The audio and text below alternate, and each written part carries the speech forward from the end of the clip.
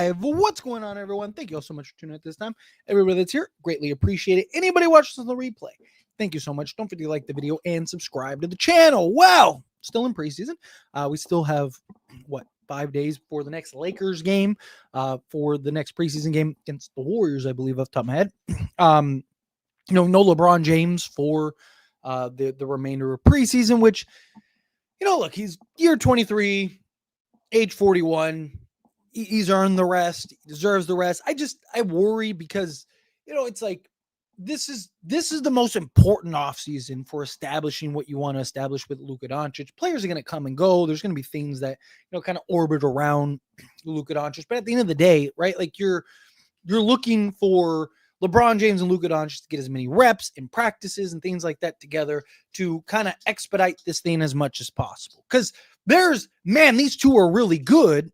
And then these two are good enough to win us a championship. Right? Like, so again, I'm not worried about LeBron settling in and getting back and being fine. Like, it's at least of my worries. It's just, again, you want to see those two get as many reps and build as much chemistry as possible together. Right? So I'm that to me sucks. Right? But I think it'll be all right. I think we'll be okay in that regard. But just in the offseason period, right? Like obviously this preseason training camp, all of these things, I'm glad we're able to get more practice. We just had our 5th practice under our belt. We're starting to slowly kind of build up and get the reps and figure out the things that we want to figure out and the needs that we have. And, like I've said, there is a version of this team that can absolutely win an NBA championship as is. It's also a version of this team that, misses the play-in. There's a version of this team that is just the play-in team. There's a version of this team that loses in the first round, right? There's so many different versions of this team potentially. But at the end of the day, it's like you got Luka, you got LeBron. Those two guys are so great that they can turn water into wine in many ways, right? We've seen them both do more with less. You're going to have what I believe will be the best player in all of basketball this year in Luka Doncic. I think Luka Doncic is going to have MVP level season. I think as long as he plays the 65 games, I think this MVP is his to lose, right? And then you're going to have LeBron James, who's going to be the best second option maybe ever, right? So Lakers are going to be very good, win a lot of games. Are they a perfect team? No, right? But no team's a perfect team, right? Like, there is no perfect team in there. There's no Kevin Durant on the Warriors, right? There's none of those things. So I'm not worried about the Lakers, right? It's just, at the end of the day, you trust your stars to figure it out. You're going to have the best version of Luka possible. I'm so excited and looking forward to getting into this season and really starting to ramp things up. We're a couple weeks away from the actual start of the season. And, in between now and then, really just kind of, get through the identity part, right? Get through the schemes and whatnot, wait for those opportunistic trades, wait for those moments. Right? I would have loved to go and get Andrew Wiggins now and things like that, right? You're seeing the issues that we had concerns with in the start of the beginning of the off season are all still there, right? Like nothing's changed. We still have hey, we need athleticism and defense out on the perimeter.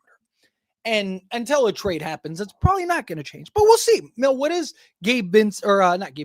Marcus Smart and Jared Vanderbilt together collectively? What does that look like? Right? With DeAndre Ayton buying into the level we're seeing him buy in right now on the defense side of things, right? Like there's so many things that could play out in the Lakers' benefit. I think the Lakers are going to be the best offense in all of basketball, if not at worst top 3. To me, it's just the defense. Can the defense be middle of the pack? If the defense is top 12 to 15, then I think Lakers will be one of, if not the best teams in all of basketball. And we'll see, right? Like there's a lot of work that goes into it, a lot of time that goes into it. There's a lot of things that go into this, but I'm really looking for just a good quality season from this team. Be patient, let things develop. Maybe Jared Vanderbilt steps up. Like Jared Vanderbilt's shot looks nice, right? I think, and I could be wrong, I've been wrong before, but I wouldn't be surprised if early on he's a little shaky, and by like the midway point of the season, all of a sudden you see him, he's 38% from 3 or 36% from 3 or something like that. Jared Vanderbilt's shot is smoother. His release is much quicker, and he's more confident. We're seeing him take contested threes. That never would have happened these last few seasons.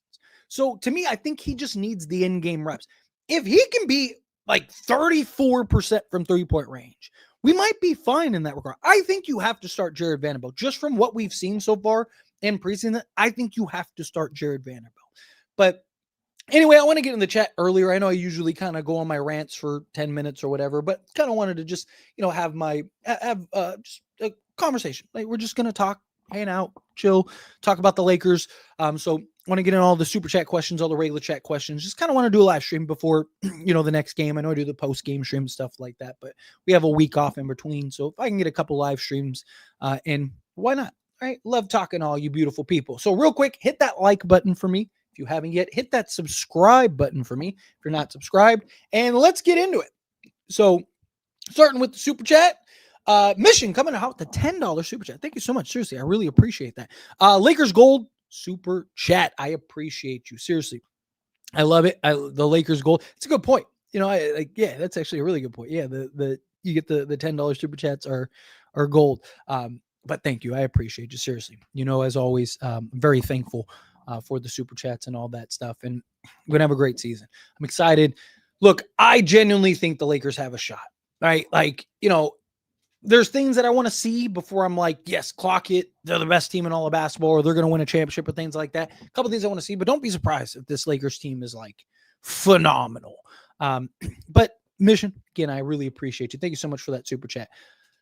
You got one of the most toxic comment sections ever. Has there ever been a point where you thought about disabling the comments? Love the vids, by the way. Keep it up. First off, I appreciate you. Thank you. Secondly, no, why?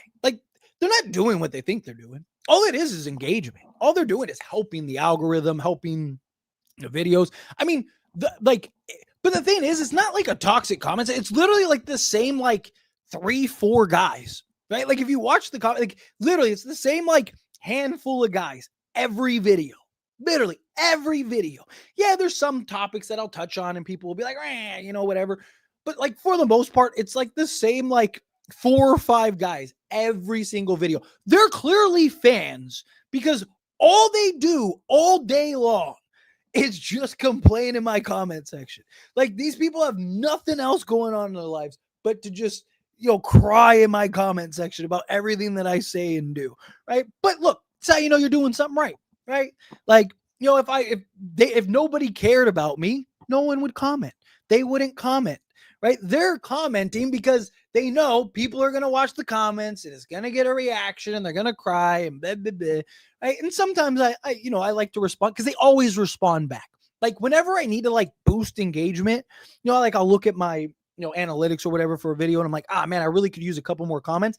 I'll just respond to them because they'll always comment back, always, without fail. They'll always comment back. Sometimes they'll comment multiple comments. It helps the channel. Right. And plus, I'm not one of those people. They say what you want to say. I don't care. I don't know those people. I care less what they say. I always say, I don't make videos for the people that hate them. No matter what I do, I could have the best quality.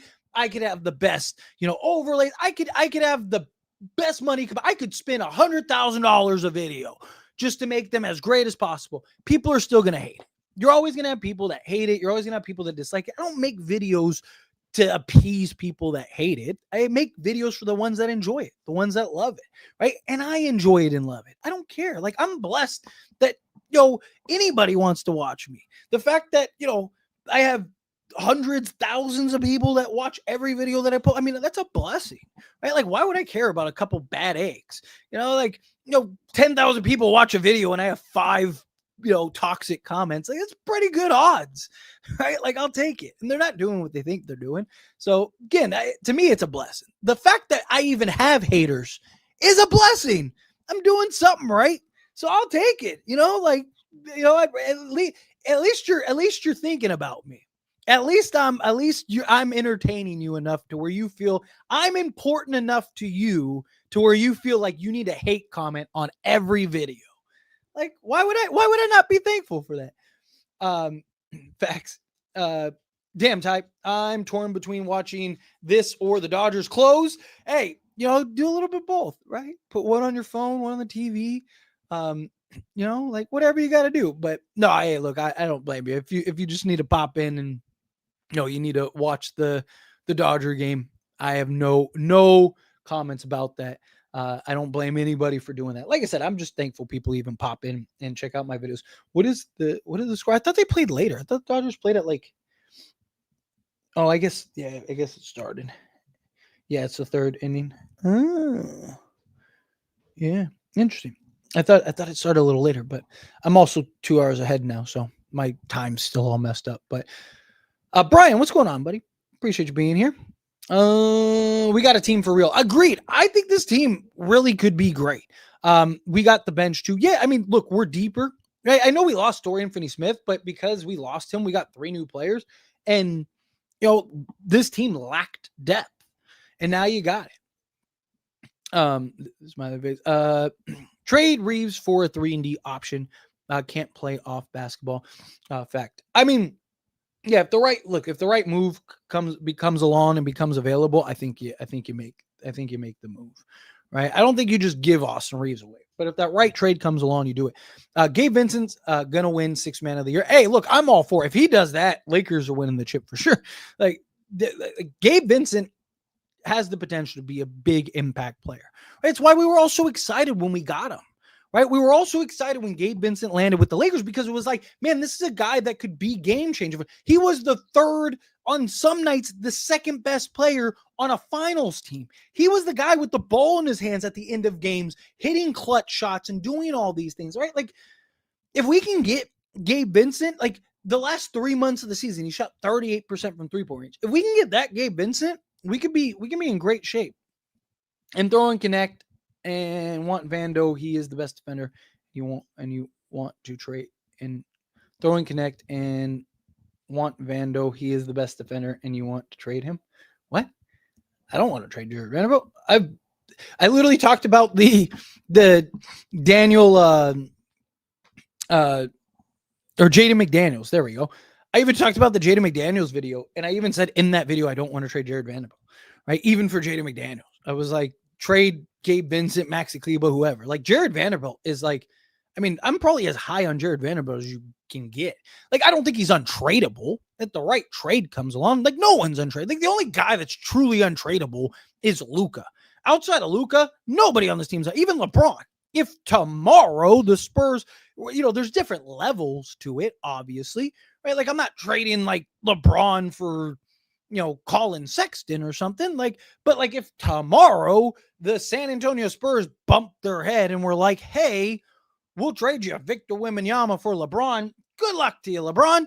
Right? Again, if tomorrow Milwaukee called, Milwaukee and Cleveland called and you could do a 3-teamer in which you land Giannis, love you, LeBron, but good luck to you. Right?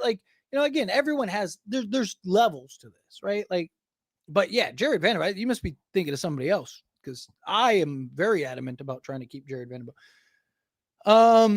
Let's give JJ's second year a chance. Both Reeves and Vando about to have their best years. I worry about Austin Reaves, not so much during the regular season. We know he's going to ball. It's the playoffs, right? Austin Reaves could average 50, 50, and 50 during the regular season, and I will still in the back of my head go like, yeah, that's great, but what about the playoffs, right? So I'm not really worried about Austin Reaves during the season. Again, it's playoff time. Jared Vanderbilt, he looks every bit back to being 2023 Jared Vanderbilt. And if he just has a serviceable 3-point shot, I mean, he could do wonders for this team. What do you think of DeAndre Ayton saying he hasn't practiced with Luka or LeBron? Do you think it's a bad thing? I mean, yes, because that's less chemistry and less reps that they can get together. Not really worried about it with Luka, right? Because Luka likes to throw it up for the lob, and that 2-man game, the pick and roll, like I'm not super worried about it because like DeAndre Ayton knows what he needs to do. Set hard screens, roll to the basket hard, and be ready for the lob threat, right? Like it's not rocket science, it's not like complicated, but you want the reps to get the timing down right. Right? Like that's the thing. You see, guys like last year, De'Aaron Fox and Victor Wembanyama, their pick and roll game was terrible. Terrible, right? Because they didn't have the timing down right. Like you'll see guys sometimes will get in that action, but you see Luka, like with Jackson, he's immediately right into it, right? Like if DeAndre Ayton just kind of buys into like what he needs, like, hey, we're running the pick and roll, set hard physical screens, roll and slip to the basket, quick, fast, in a hurry, be ready for that lot. Like he'll be fine. I'm not worried about it. Obviously, I'd like them to get more reps. You want to see them get as many reps as possible, but it's not, in my opinion, it's nothing that's like, it's not a good thing, right? So if my choices are bad or good, then it's a bad thing for sure. But I don't think it's like concerned. I don't think it's something that we need to like overly worry about. DeAndre Ayton's pick and roll IQ is underrated. His ability to reverse roll, slip, and his athleticism makes him the perfect for Luka. Yes, 100%. He was 4th in rim efficiency last year without a true playmaker. Imagine what he's going to be alongside Luka Doncic. It's going to be ridiculous. What do you think about Ayton saying? Oh, yeah, I already got that one. Tyler, who do you think is the biggest sleeper team in the West this year? I mean, depending on how good Victor Wembanyama is, it could be the Spurs, right? If Victor Wembanyama moves into like that clear cut, like he's top 7 or something like that in the league, De'Aaron Fox, will see what he can kind of become. Spurs are nice. Like they look good right now. They have a good young team. A couple question marks, obviously, because of their youth, but like I think guys like Harrison Barnes, Luke Cornett's going to do really good for them. Obviously, De'Aaron Fox, Victor Wembanyama. Dallas has a nice team, but the problem is like can 2 number 2s lead you to a championship? That's the problem. Because Anthony Davis has been best as a number 2, right? Like he couldn't even get out of the first round as a number 1 option. And Kyrie Irving, same thing, right? I mean, you could argue Kyrie Irving with the Celtics, but that team was ridiculous on paper. Gordon Hayward and Jason Tatum, Jaylen Brown, so I think it'll go kind of how we all expect it to go. I think the teams that'll be contenders are the teams that are going to be contenders. Like, I don't think there's going to be anything like too, oh, wow, Portland came out of left field. There's every year there's that like surprise team, right? But I think I still have questions about Houston. The Warriors, I mean, maybe you could argue them. I just worry about their age and health the last few years. So I don't know, outside of the Lakers, I'd probably say, the Warriors, because you can never really count them out. And probably the Spurs is that underrated, no one probably would talk about team.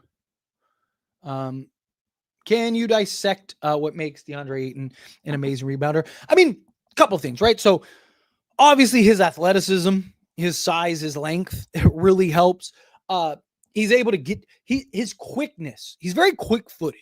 So he's able to react, right? And part of that is the athleticism. Part of that is the size and the length, all of those things. But he's able to get to spots really quickly, right? You see it even with his screen setting. You see it even in the pick and roll. Even he gets from A to B very quickly, right? So because of that, he's able to kind of get to the spots, establish position quicker than most big men. Right? You think of most big men, they're not super quick. They're not very quick-footed. Jokic isn't winning a foot race against DeAndre Ayton. Zach Edey, Şengün, Ivaka Zubac. These guys, they're not winning foot races against DeAndre Ayton, and they're not out jumping DeAndre Ayton and everything like that. DeAndre Ayton also, when he's engaged, that's the key, him engaged. When he's engaged, he knows how to position himself and physically plant himself with his size, his strength, and athleticism to basically just get those balls, right? And then he doesn't have an elite, you have guys that just have that elite nose for the basketball. Luka's one of those guys. Luka gets 8 rebounds a game because he just knows where the ball's going. That ball is going up, and he can just tell by the trajectory of the ball where it's going. Guys like Dennis Rodman, stuff like that do it. DeAndre Ayton has a very good sense. I wouldn't say it's elite, right? Can be at times, but again, it's more of his buy-in, right? When he's engaged and he's invested, right? He has all the tools to be an elite rebounder, elite defensive player, an elite offensive player. I mean, we're not that far removed from people like us talking about DeAndre Ayton as a top 5 center in all of basketball and him potentially being the next great center in the league, right? We're not that far removed. That was a couple seasons ago. Right? That was what, 2021? That was like 4 years ago, right? So again, if he gets back into buying in, playing with purpose, playing with those things, then yes, he absolutely has all the tools to be a great rebounder, great defensive player. I mean, we've seen it even in these preseason games. Wait till Luka comes back and his job is so easy on the offensive side of things. What's going on, Daniel? Happy Wednesday. Got another super chat. Alan coming out $2 super chat. Thank you so much. I really appreciate it. Who's your dream trade target to replace AR or Hachimura? If I could trade both of them, honestly, like my dream target, which would mean like anybody, probably be Dyson Daniels. Dyson Daniels slotted in alongside Luka Doncic. I mean, I think would be perfect. Youth, athleticism. He's starting to come into his own as a legit 3-and-D wing guy. And Dyson Daniels might end up being the best defensive, like perimeter defender in all of basketball. So Dyson Daniels, I would love. He's got the size, the length, the athleticism, the versatility. Slot in at the 2 or the 3 for you. You slot him right next to Luka Doncic, and then go get like a Herb Jones, a Trey Murphy, or a Jaden McDaniels, like somebody like that, like an elite perimeter 3-and-D wing, slotted in alongside an elite perimeter 2-way like guard forward. I think you're off to the races. Right? I think Lakers are winning multiple championships. Something I've talked about, I've made an entire video about it, but I've talked about it very heavily, is like my like vision for like what I want to see this team be at some point. Not necessarily, obviously it's probably not going to happen this season, but like assume DeAndre Ayton works out, right? Give me DeAndre Ayton and Luka Doncic, and then give me like 3 Adu Thero type players that can shoot, right? So like in a perfect world, right? Jared Vanderbilt becomes, 35, 36%, like conservatively. Obviously, in a perfect world, he becomes like 40%. But let's say he becomes, he's a 36% 3-point shooter, right? And then Adu Thero becomes like a 36% 3-point shooter. And then you're able to get another guy like that, right? Ideally, you have like a Luka Doncic, a Jared Vanderbilt, and a Adu Thero, and whatever, Arthur Kaluma, right? We'll just use him as an example. Slotted in at the 3 with DeAndre Ayton. So you have now 3 elite, versatile, defensive, athletic, foot speed, everything you want, size, length, everything out on the perimeter to mask Luka defensively, knock down the open shot, and now you're one of the best defense teams in all basketball. If DeAndre Ayton buys in defensively like we've seen these last 2 games, now Lakers will probably be top 10 in defense and top offense in the league, or top 5 in offense, right? That's ideally what I'd like to see. That, or like imagine Houston with Luka Doncic. Imagine how good Houston would be if they had Luka Doncic, right? They're probably winning the next 3 or 4 championships, right? Like, so something like that. I want to develop I'd like to see ideally a team like that. But we'll see. Time will tell. Anyway, again, thank you so much for Super Chat. I really appreciate that. Who would you rather have, JV or Jaden McDaniels? On ball, I'd rather have McDaniels, but off ball, JV might be most chaotic and energetic defender. Talk about Jared Vanderbilt. JV's conditioning is next Vanderbilt.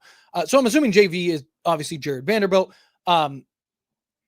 Personally, right, just purely defensively, I'd rather have Jared Vanderbilt, right?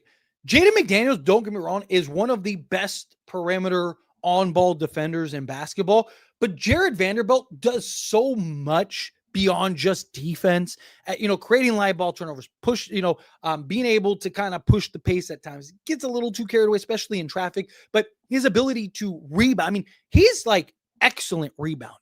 You want to talk about a guy that has a good nose, like an elite nose for the basket. He's always getting his hands on basketball, stuff like that. Like Jared Vanderbilt does more, in my opinion, than Jaden McDaniels as far as like the hustle plays and the dirty work. Jaden McDaniels, I love, like in a perfect world, you have Vando and Jaden McDaniels, right? Like, so again, like I was just talking about a minute ago, if I, in a perfect world, I have Luka Doncic, Jared Vanderbilt, Jaden McDaniels, and Adu Thero all shooting 36+% from 3-point range with DeAndre Ayton and Luka Doncic, and let's go win the next 10 championships as long as guys stay healthy.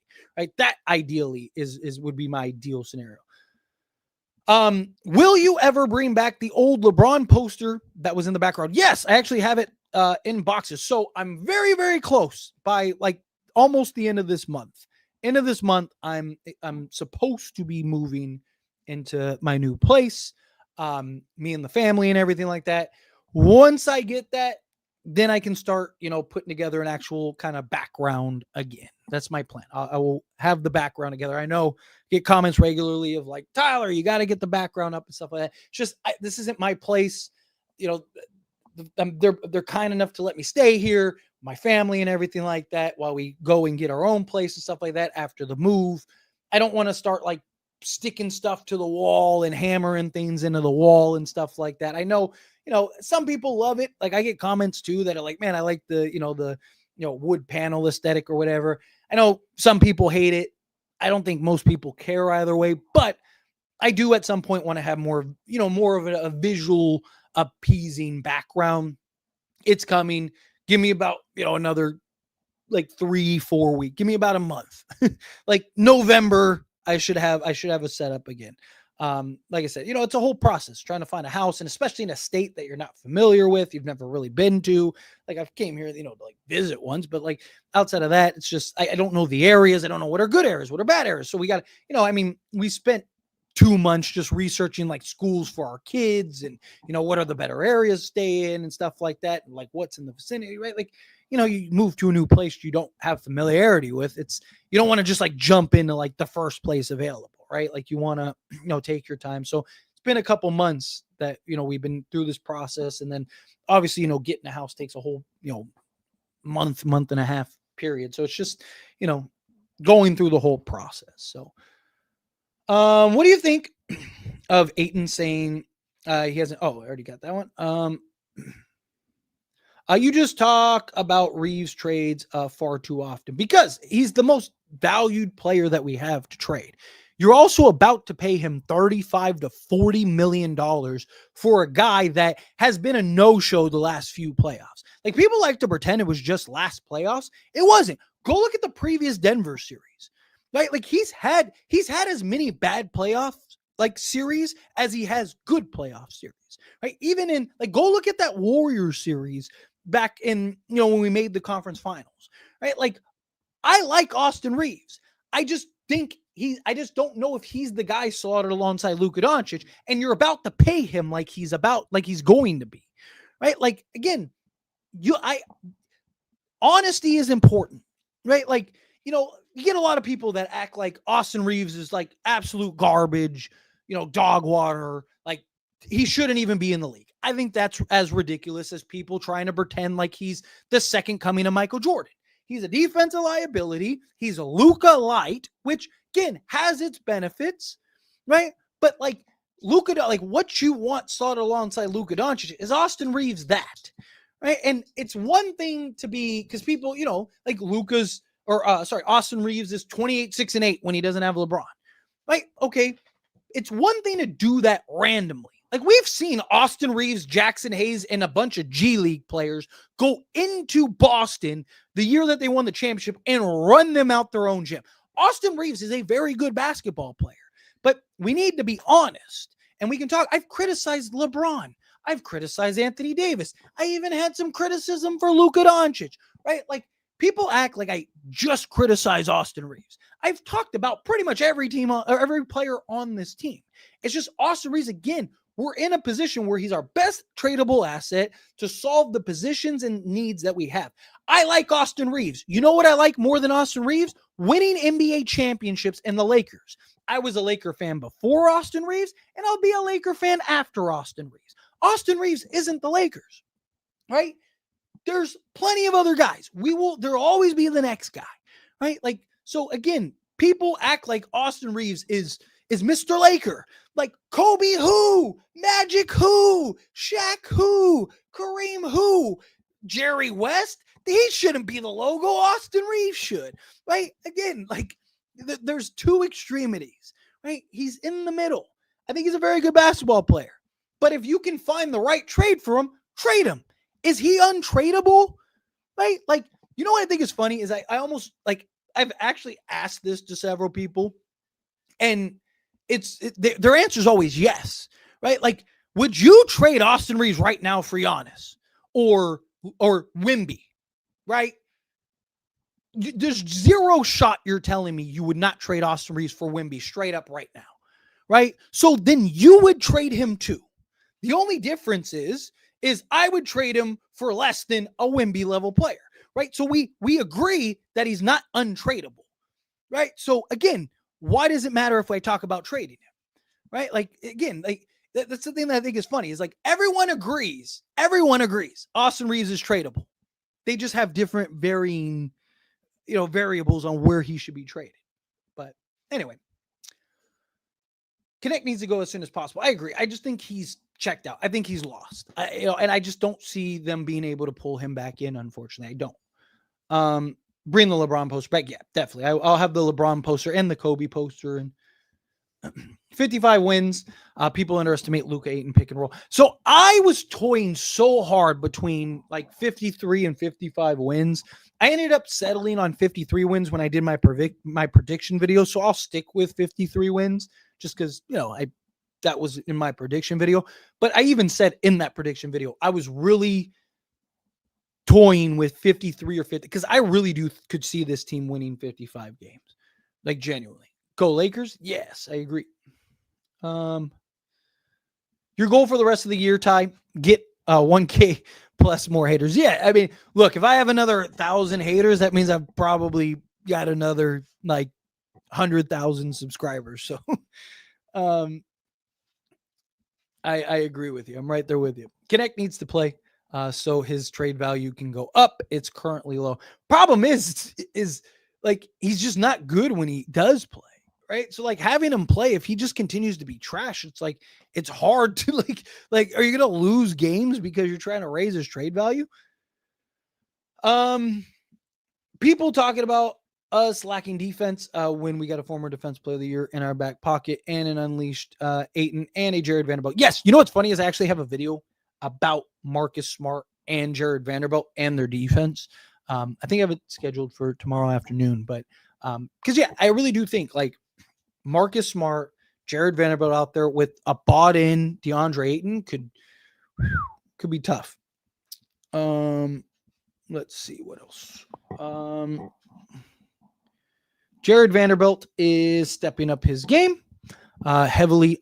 Our one piece still left from that amazing 2022-2023 comeback season, besides Reaves and LeBron.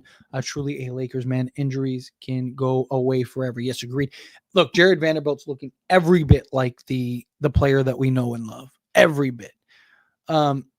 So if he got like that's a huge element to this team. One bad playoff appearance for Reaves. Good Lord. Not one bad playoff appearance. Again, got to look into stuff, man. Again, recency biased. Go look at that Denver series, right? He was not good in that Denver series where the Lakers lost in 5. Go look at, he was good in that first Denver series in the conference finals. Go look at that Warriors series. So far, he's played in what? 6, right? Oh, no, sorry, 5. He's played in 5 playoff series, right? The 3 in the leading to the conference finals, the Denver series and the Minnesota series. He's been bad in 3 out of those 5. He was excellent in that Grizzlies series. He struggled mightily. I mean, Klay Thompson was waxing him. I mean, it was bad, waxing him, right? And then that was the series that Lonnie Walker saved the day and all that stuff. And they took out Reaves at one point for him, right? And then he bounced back, the last game, maybe game and a quarter in that Warrior series, and then was actually good in the Denver series. Then the following season, he came back and shot, I think it was like 28% from three-point range.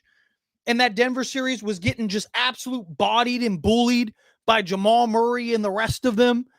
right? Just getting ran through, right? And then Minnesota series last year. It wasn't one series. Again, recency bias. Gotta either educate yourself or you gotta actually look this stuff up if you forgot, right? Again, you can't say something like one bad playoff appearance for Reaves, good Lord, and try to call stuff out and be wrong. Again, not my opinion. Look it up, right? It's not my opinion. Look it up. The numbers don't lie. The tape doesn't lie. Again, people like to forget that Denver series not last season, but the previous season, where he shot 28% from 3-point range and was just a defensive liability out there, right? Like, people forget, like, people like to pretend like the Warrior series didn't happen and Klay Thompson was busting his ass and he started the series like, I think 2 of 12 or something like that, whatever it was off the top of my head, right? Like, people like to forget, right? Like, again, it's there. It exists. It's on paper. Look it up. Let's see. I'm very high on AR this season, much like you, Tyler. I'm not against trading AR for the right fit. If Houston ever trades Amin Thompson one day, I would trade AR. I would trade anything not named Luka Doncic, I would trade for Amin Thompson. I would put together a Giannis Antetokounmpo package for Amin Thompson. Next offseason, I would give up all 3 first, Austin Reaves, Adu Thero, Bronny James, LeBron James, everything. Package it all together for Amin Thompson. I think Amin Thompson is going to be the next great star in this. I think, dude, that guy's already ridiculous. And he would be ideal. I mean, ideal slotted alongside Luka Doncic. Man, like that's you want to talk about a dream target? That might be my dream target.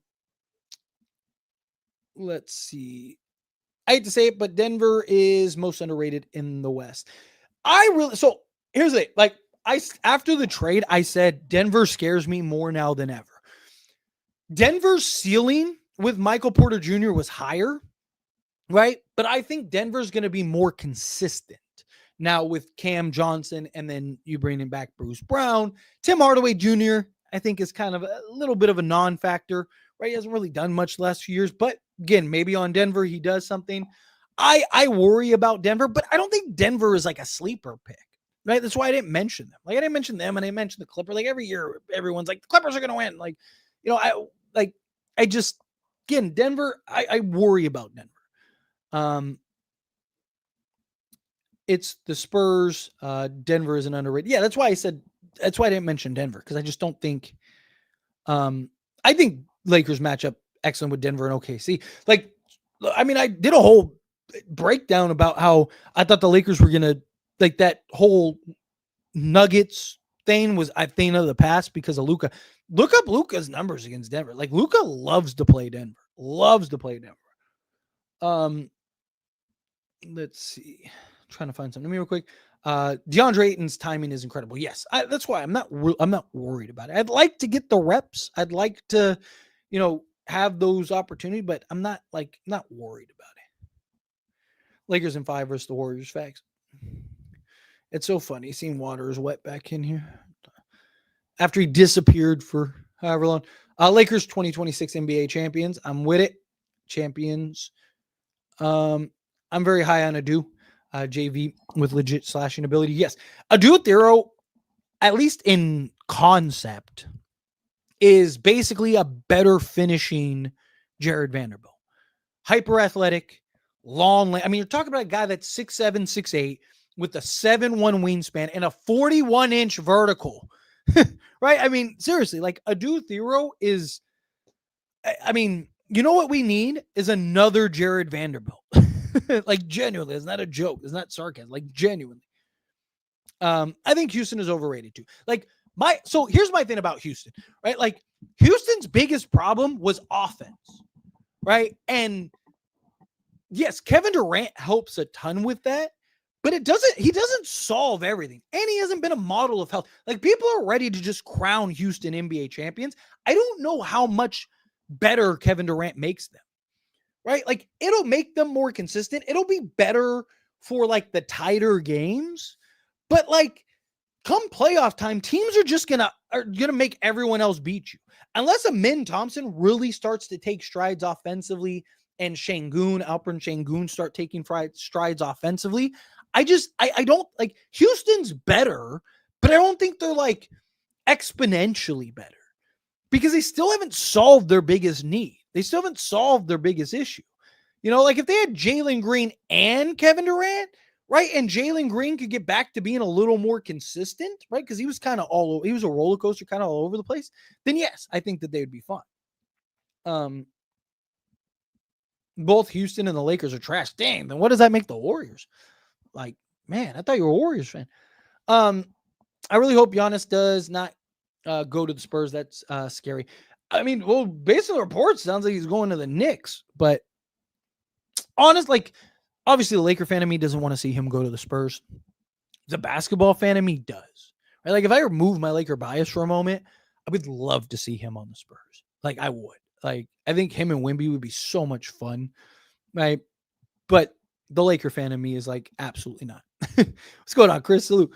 Vando will remind the league how elite he is this year. Agreed. I think Jared Vanderbilt's going to be tough. Tyler, would you trade Austin Reaves for Kobe White? No. Kobe White, I think, is a solid player. He's a bucket getter, scorer. He can be a little inconsistent at times. Kind of a defensive liability like Austin Reaves is. Austin Reaves is a better player. He's a better playmaker. He's more crafty offensively. Kobe White's, he argues, a better shooter. But I think Austin Reaves is just the better player. I think at most it's a lateral move, right? Looking forward to seeing our big three play the rest of the team. Yes, agreed. Anthony Irwin went off on the Lakers today. I didn't see it. Maybe I'll try to check it out if I have a chance.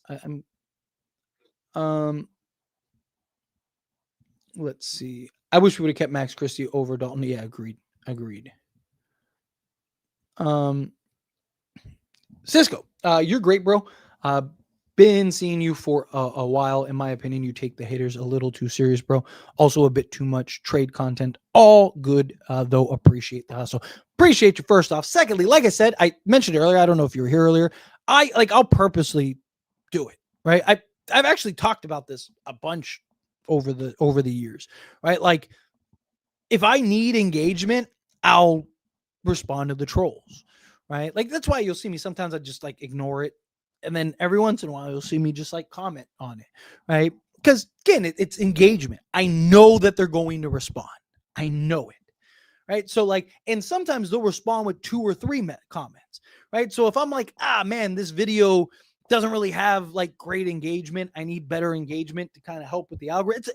The haters are cheat codes. I've talked about this a ton of times. I kind of use them to like do it. So I'll play and, I'll respond to their comment and, they'll say something, I'll respond back. And then sometimes you'll say, it just depends on how much I need the engagement on the video, because they always respond back and then they get all in their feelings and then they get all emotional and all that stuff. So just, it's a ploy. It really doesn't bother. I care less. Why would I care about the trolls? If it really bothered me, I would just block them or delete them or whatever. It doesn't. Like I leave it. It's all there. I don't delete anything. I don't get rid of anything. Say what you want to say. I don't care. Right? Like I don't. But I appreciate you nonetheless. And the trade content. I mean, look, and I'm not talking to you specifically, but I get comments a lot from people that are like, you talk too much trade stuff. You need to talk stuff other than trade stuff. I talk a lot of stuff that isn't trade stuff. The problem is people just watch the trade stuff. There's more engagement, more viewership. Again, go to my videos. Look at the last, 20 videos or whatever, right? There's more non-trade stuff than there is trade stuff. And guess what? They don't get the views that the trade stuff does. When Lakers Nation makes a trade video or a trade rumor video or something like that, guess what? Trevor Lane gets more views than he does regular videos. Say what you want. People like that.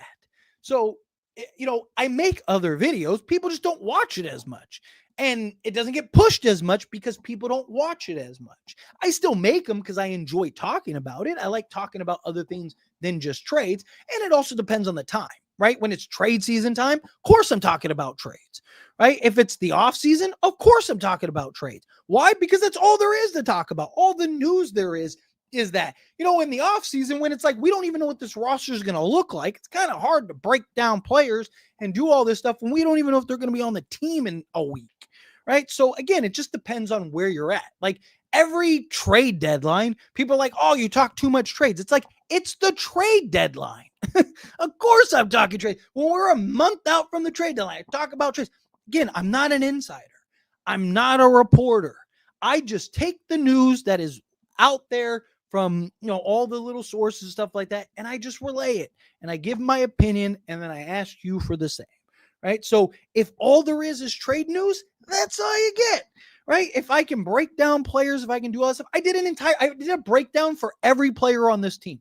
Every day, I posted 2 or 3 videos about that, and they didn't get very many views, not compared to the trade videos. But if I post a trade video, I clock that in for a couple thousand views, right? Because again, it's what people want. So as a content creator, why would I make a bunch of stuff that, regular? Why would I make 5 videos a day about stuff that people don't want to watch, right? Like if the analytics and the viewership and the comments and the likes and everything say, hey, do this, it's like if you had a store and, you're selling a bunch of products and whatever, a certain shirt does well, are you gonna why wouldn't you promote that shirt more? Why wouldn't you sell more of those shirts, right? Like you're not gonna be like, you know what, this is doing so well, I'm gonna do less of it. No, you do more of it, right? Like it's the idea. So again, you guys dictate the content for me and every YouTuber, right? Like I don't dictate, you do. If I post a player breakdown video and it gets 10,000 views, guess what? I'm going to make more player breakdown videos because people like it. Right? That's why I always say at the end of every video, if you make sure you like this video so I know that you like it, so I can see the analytics and I can see the breakdown and I can see okay, people love this, so let me talk about this more, right? Again, you guys dictate it. So I get a ton of comments. Again, not you specifically, Cisco. I get a lot of comments about this. Like, all you do is talk about trade videos. I don't only talk about trade videos. I make more videos about other things than I do trade videos over the years or over the year. But again, people only watch and care about the trade video stuff. So again, I make more of it because it's like, okay, why wouldn't I?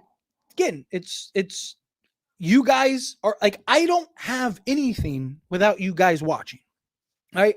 I don't have a lot. I'm just a guy talking to myself if it's not for all of you. So why would I not make content that you guys want to see, right? That's the idea. YouTubers, period, right? That's a YouTube thing, period, right? But anyway, I appreciate you, Cisco. Alex, I personally don't see Reaves and Luka working together, and I think he's going to ask for more than what he's worth. Trade him before you lose him for nothing, or you have to overpay him and stuck with him. That's my concern, overpaying for him and getting stuck with him. But play devil's advocate for a moment, because, talk about trading Austin Reaves all the time. So we have seen historically with Luka Doncic, he does very well with the secondary shot creator and playmaker, right? Jalen Brunson, he gets to the conference finals. Kyrie Irving, he gets to the NBA finals. Right. So we have seen Austin Reaves plus a secondary playmaker and the right complementary pieces around those two can get you pretty far. Right. Austin Reaves right now is better than Jalen Brunson was back then. Not talking about New York Knicks Jalen Brunson, who is now like the face of that team and, a top 10 player in basketball. Talking about back when he was in Dallas. Right? When he was averaging whatever it was, 12 points a game or 9 points a game, whatever. Austin Reaves is better now than that version of Jalen Brunson. So again, is there a version of Austin Reaves and Luka Doncic that can work and win a championship? Sure. But you need the right players alongside those guys. Right? I just think if you can find the right trade, I don't want you to trade Austin Reaves for a bag of chips. I don't think you trade him just to trade him. My biggest concern is they overpay for him and end up stuck with him, right? But if you can find the right trade, I think you trade him, right? If you can find the right move, the right trade, you trade him. But it's harder. It's easier said than done because Austin Reaves is so cheap right now. The Orlando Magic could call and go, hey, we'll give you Jalen Suggs and 2 firsts. That's an insane overpay. Do that right this second. Lakers can't because Austin Reaves makes half of what Jalen Suggs makes, right? Herb Jones, we'll give you Herb Jones and 2 firsts for Austin Reaves because we think he's that good. That's great. Let's do it. Sign me up. Lakers can't because, again, Austin Reaves makes like only 2/3 of what he makes. Jaden McDaniels, we'll give you Jaden McDaniels and 2 firsts. Guess what? You can't do it. The problem is Austin Reaves is great, cheap, right? When the last like 3 years, Austin Reaves being $14 million a year was one of the best valued contracts in all of basketball. Problem is now you're in a position where he's no longer going to be cheap and you're probably going to have to trade him. But the problem is you can't. The best, you're not going to get, it's hard to find real value for him. So unless you're trading him for like either a cheap player, a couple cheap players, or assets, it's hard to find a trade that actually makes sense for the Lakers, right? And the problem is the Lakers don't need a bunch of you don't need to trade Austin Reaves to get 2 firsts, right? You're trying to win right now. So it's not as easy as it seems. RJ Davis needs some more minutes. He's a legit 3-level scorer and facilitator. Great example of a video I made today that no one watched, right? Again, I get comments all the time. All you do is talk about trade videos. I made an entire breakdown video of RJ Davis and how good RJ Davis was. And again, people didn't watch it, which is fine. I have a couple more videos breaking down a couple players for summer league. Again, I like talking about it. I like to enjoy it. But again, just a key point. I just wanted to highlight that for a moment. But yes, RJ Davis, I like RJ Davis a lot. He's a guy that has shown a lot of promise. I do worry about him being 6 feet, right? And the guy that's 6 foot, it's like, I don't know if he could be a legit starter in this league, but bench, like I look at him as like a Gabe Vincent, we either trade Gabe Vincent or we let him walk in the offseason and RJ Davis takes his place. I could see something like that. I am puzzled on how everyone loved Luka with the Mavs, and now that he is with the Lakers, he's all of a sudden no good. I have talked about this so much. It is so funny to me, right? Like, I've said on several occasions, I give it 20 games, and that might be charitable. I give it 20 games before we start getting, Lakers are a super team. How much help does LeBron need? We got Luka Doncic and DeAndre Ayton, blah, blah, blah, blah. I have said, any team, Charlotte, Utah, Portland, you name it. I don't care what team it is. I don't care how bad. The worst G League team in the league, the worst team in the world, right? You get Luka Doncic and DeAndre Ayton in a 5-month span. Every single person on this planet is going, that team is a title contender. Oh my God, give them the championship. Bradley Beal went to the Phoenix Suns in probably one of the worst fits ever. And the internet was going crazy talking about how Phoenix is, should be the title favorites and they're the greatest team ever assembled. And I was like, I don't see it. I think I got called every name in the book. Luka Doncic and DeAndre Ayton are on the same team in a 5-month span. And people are like, Lakers are going to be trash. Oh yeah. And by the way, Lakers also have LeBron James, who is 6th in MVP voting and still a top 10 player. And people are like, Lakers are going to be trash. I give it 20 games before people are like, Lakers are a super team. It's not fair. Like, just wait. Ayton is nervous, but also he doesn't have a legit point guard setting him up. I think that's really all it is. I mean, watch some of the lobs he's getting. The first lob dunk that he got, that he actually flushed home, he literally had to like cock back and like do like, a salvage it. Like, it wasn't like a clean lob that he just flushed. He literally had to like cock back, grab it, and then hammer it. He's not getting the lobs. I'm telling you, once Luka gets back, tell you, you're going to see a very, very different DeAndre Ayton. Let's see. Let me find something to me real quick. People forget how great Reaves is. The basketball IQ, love our organization, plays on and off ball, can get to the line. He's a special player in Laker for life. Look, again, I like Austin Reaves. I think he's a fantastic player, right? He's a guy that, again, has a lot of value, right? And look, you want to, like, you failed to mention the biggest value of Austin Reaves, which is he plays. The best ability is availability. And we've seen Austin Reaves can actually carry you and win you quite a bit of regular season games, right? But again, if this was pre-Luka, I talked about trading Austin Reaves here and there, but it was very few and far between, right? Like, it's just you have Luka. Can those two coexist, right? Like, that's the question. Let's see. Tyler, I changed my Lakers 2K roster and surrounded Luka with LeBron James and Ayton with players like Herb Jones, Royce O'Neal, Max Christie, Beck, kept Vando, and won the next 5 championships. Exactly. It's a great example, right? I do. I think that that's the roster that you put around those guys. Let's see. Oh, shoot. I missed a comment. Who wins the series between the Lakers and the Warriors? I'll be nice, Lakers in 6. I would say Lakers in 5, but Lakers in 6. Yeah, Lakers due to size, experience, talent. I wish we had a front office that didn't interfere with coaches' decisions on how to utilize players.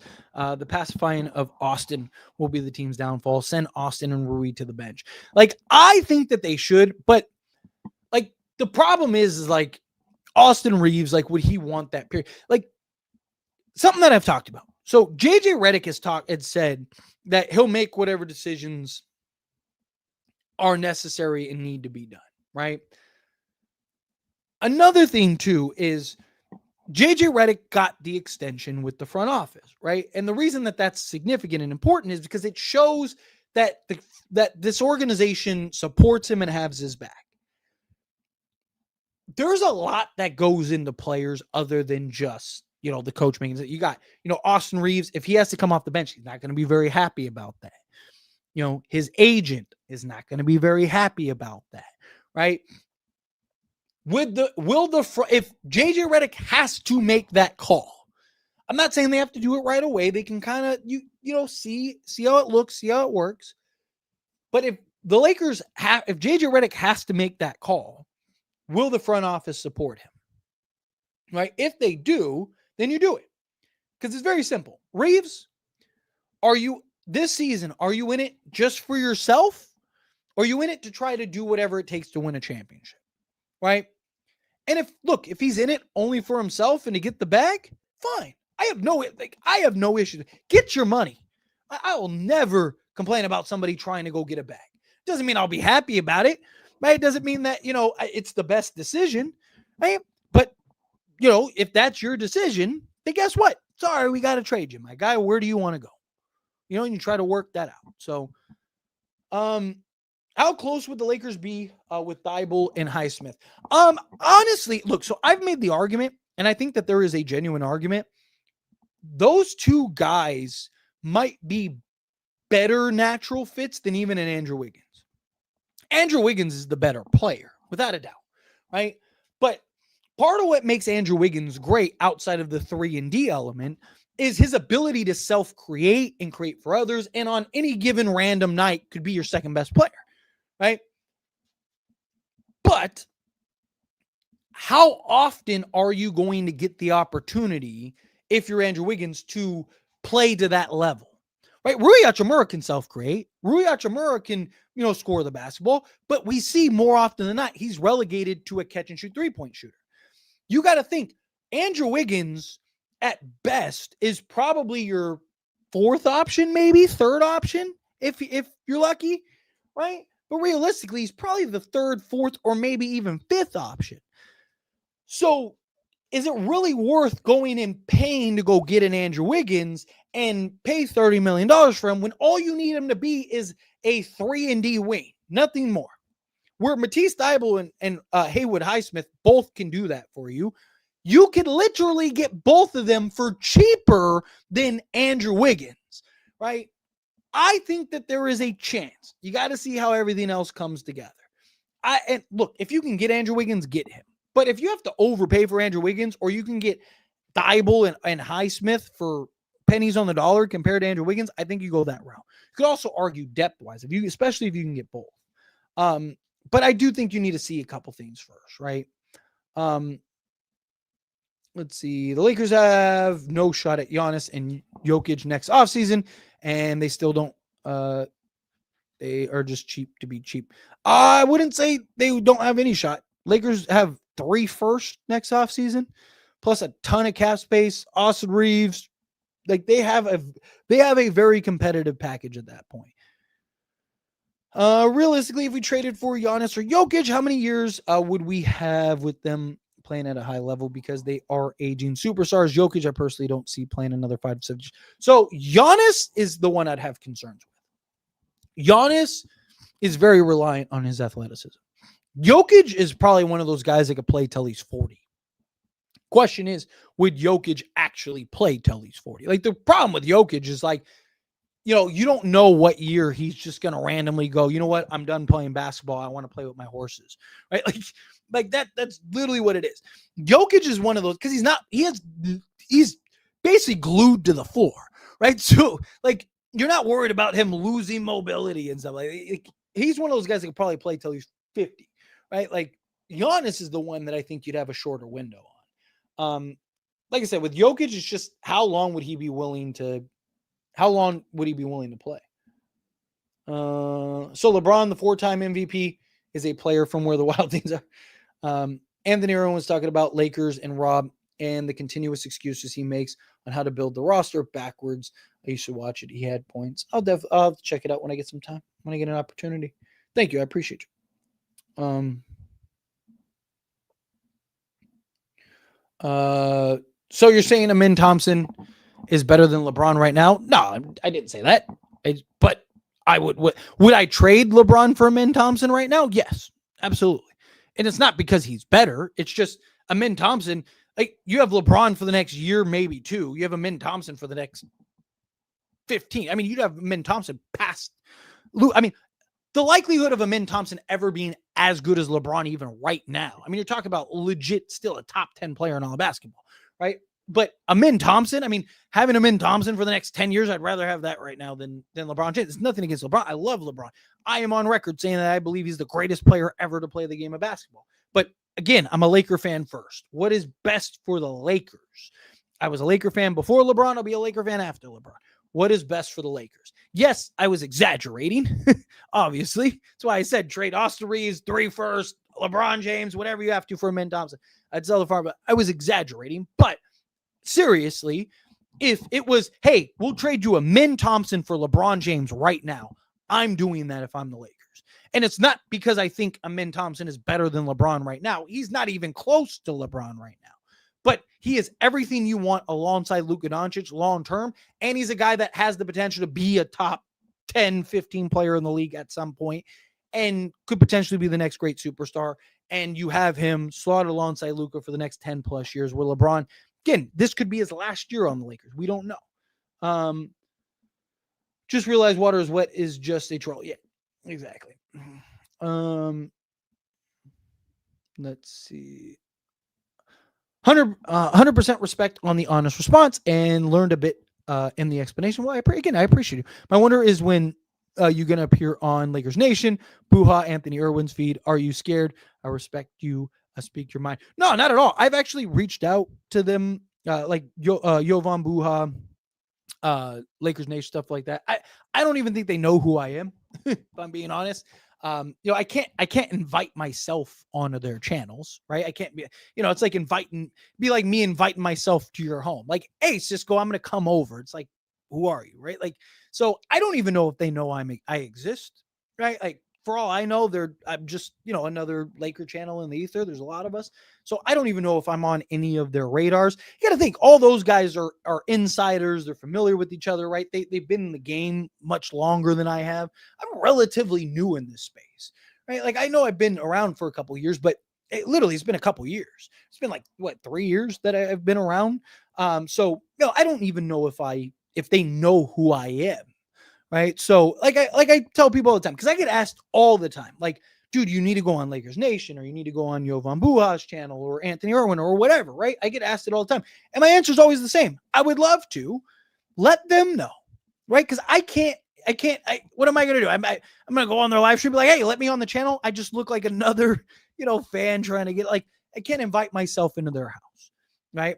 If they ever hit me up and go, hey, we'd love to have you on, Tyler, or as it stands Lakers, hey, come on and debate with us or talk with us or whatever, or just sit there in silence and listen to us talk. Like I would, whatever. I'm all for it. I would love it, right? Like I'd love to sit there and talk to Jovan and Trevor and Irwin and all of them. Like Timph, right? Jason Timph. I'd love to talk to him and pick his brain and have basketball breakdowns and stuff like that. I would love it, but again, I can't invite myself onto their channels, and I don't know if they know who I am. None of that. I've never seen any of them ever mention me. I've never seen any of them ever talk about me. I've never, I don't know.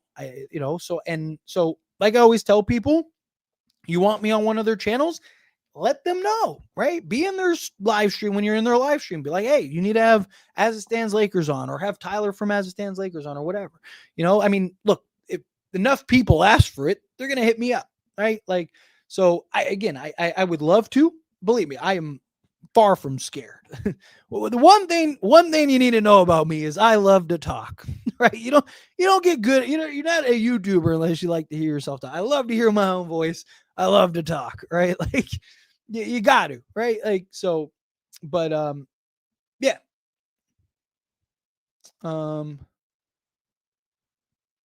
Who says Luka is no good?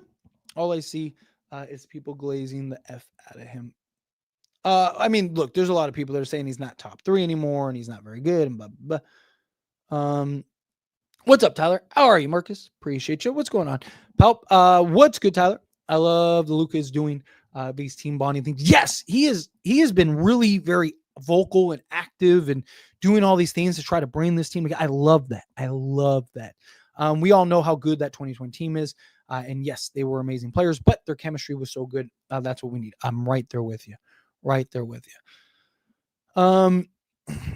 Let's see. Trevor Lane, Jovan Buha, talking heads like readers. I do not care if the Lakers are losing or not, as long as Austin is their starter. Yeah, but look, like I said, everyone, there's enough space for all of us, right? Like, are there things that I disagree with? Sure.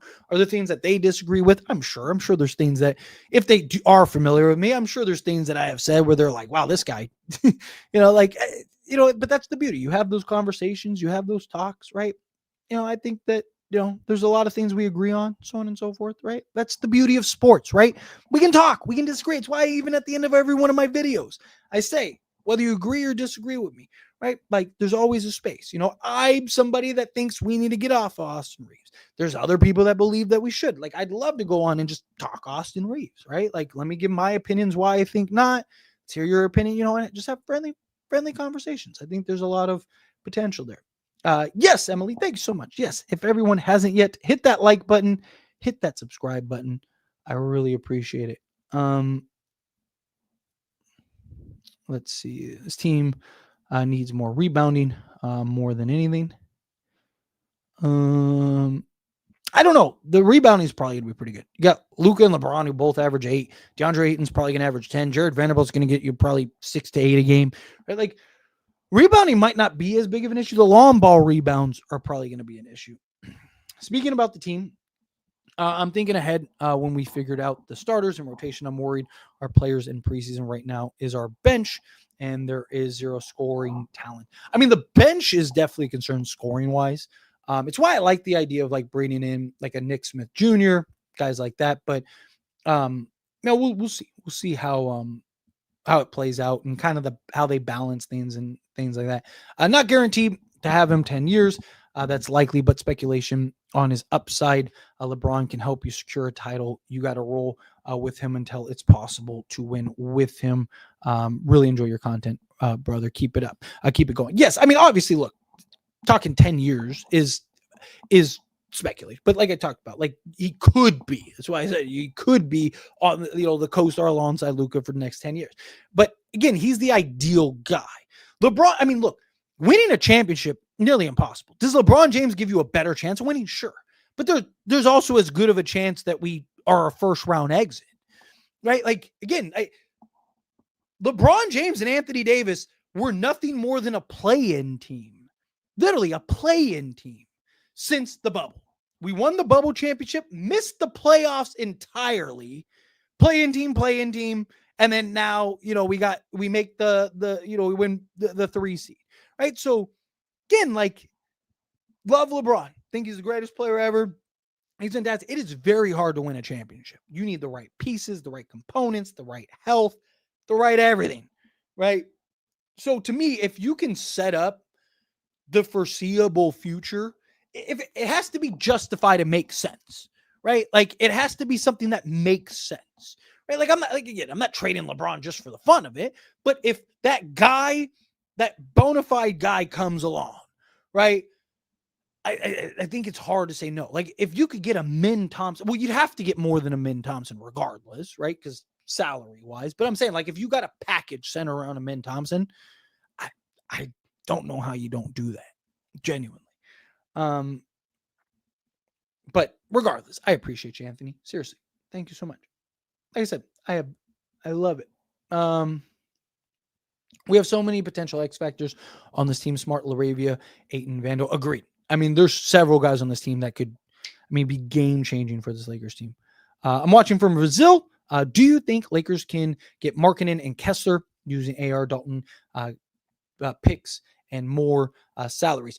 Can you? It's possible. So I've actually did a video about this and broke it all down. You essentially have to trade your entire roster, pretty much, except for like Ayton, LeBron, Luka.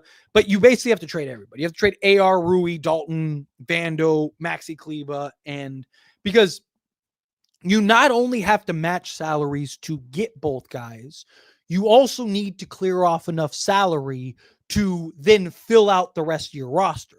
So Lauri Markkanen's making, off the top of my head, like whatever it is, $43 million plus Kessler. So you have to send out about $45 million total.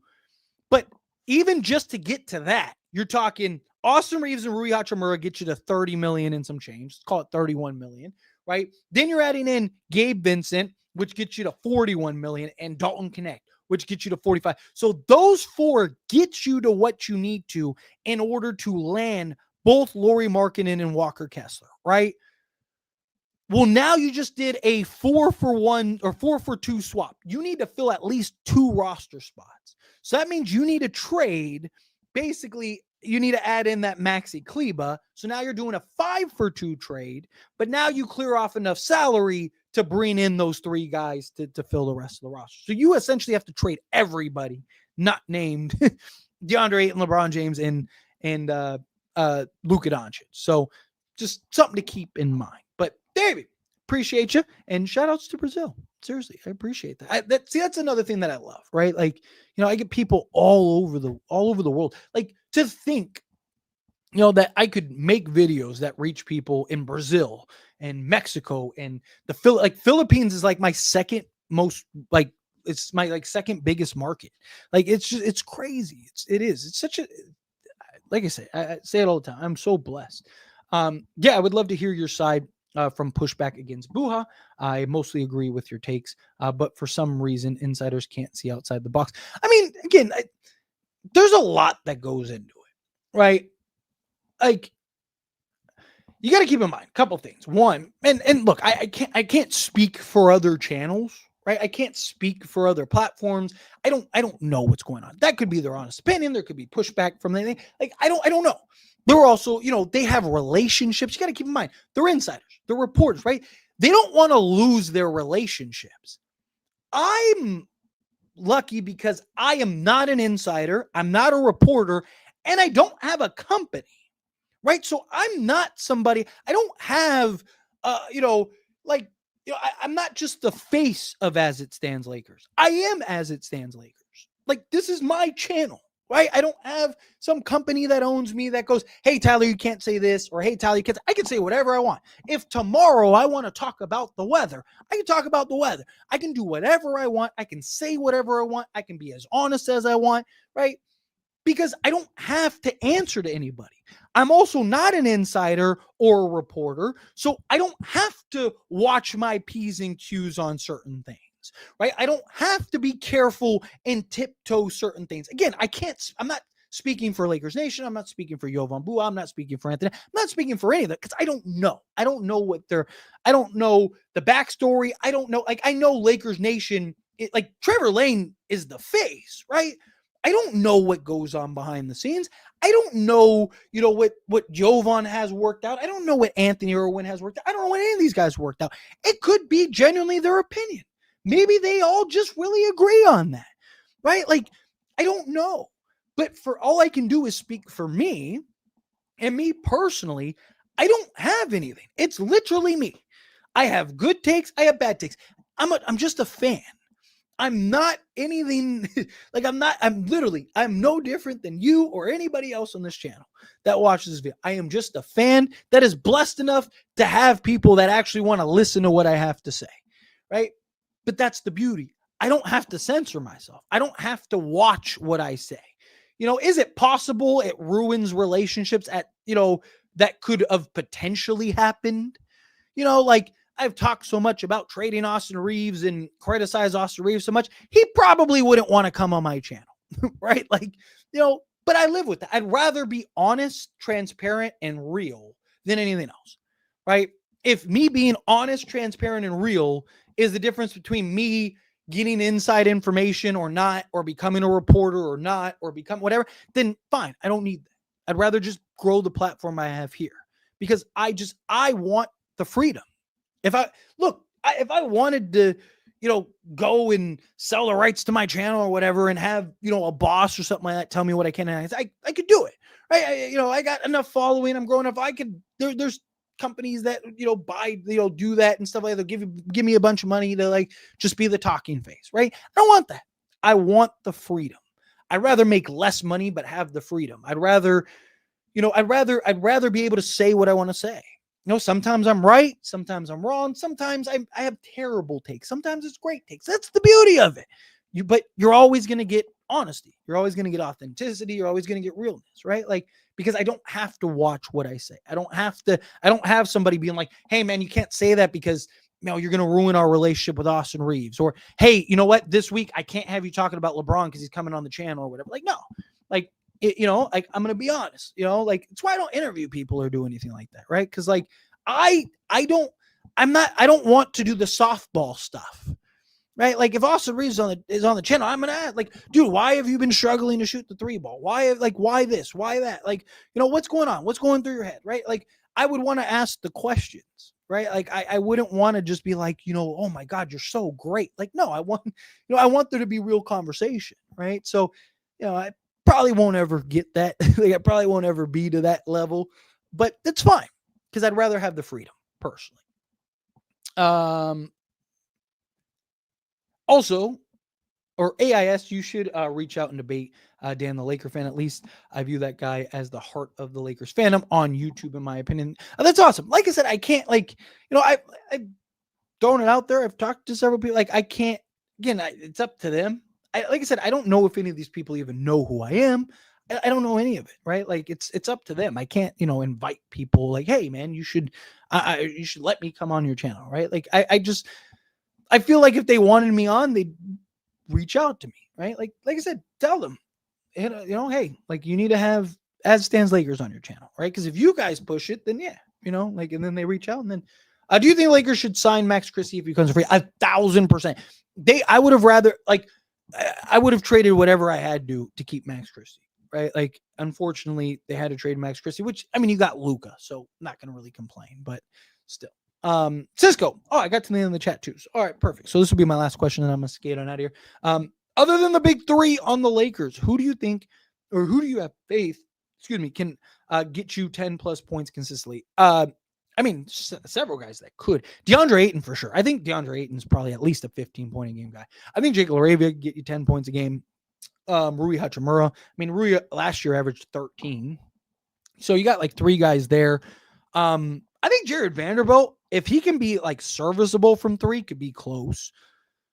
Gabe Vincent, if he gets back to 38% from three, there's a couple of guys. I mean, we have a handful of guys that could probably get you, 10 plus points consistently. So yeah. But anyway, I got to the end of the chat, got to the end of the stream. I appreciate all of you guys. Seriously, thank you so much for hanging out with me. I really do appreciate you guys just taking the time out of your night Everyone that gave me super chats, seriously, I really do appreciate it. It helps me out a ton. You people are beautiful. Everybody is beautiful for hanging out with me. On your way out, hit that like button for me. Hit that subscribe button for me. And I'll see you guys shortly. I'll try to get another stream before we have the Sunday stream. If at worst, then I will see you guys Sunday for the post game stream. But hopefully I can get one soon.